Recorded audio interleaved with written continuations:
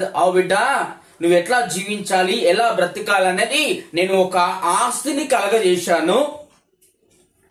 ఇదంతా ఆస్తి అంతా నీ కోరికే నేను కష్టపడుతున్నాను బిడ్డ అని ఆ రాజకుమారునికి చెప్పుతూ ఉంటాడు. చెప్పినప్పుడు అప్పుడు ఆ కుమారుడు ఏం చేస్తాడు తెలుసా? అబ్బా, నా తండ్రి నా కొరకే ఆస్తి కలుగజేశాడు అని ఆ రాజు ఎలా నడుస్తున్నాడో కుమారుడు కూడా అలా నడవడానికి సిద్ధంగా తయారైతే కనుక రాజకుమారుడే అవుతాడా లేదా? కనుక ఈ లోకములో నువ్వు మనుషులను నమ్మినప్పుడు నువ్వేమవుతావు?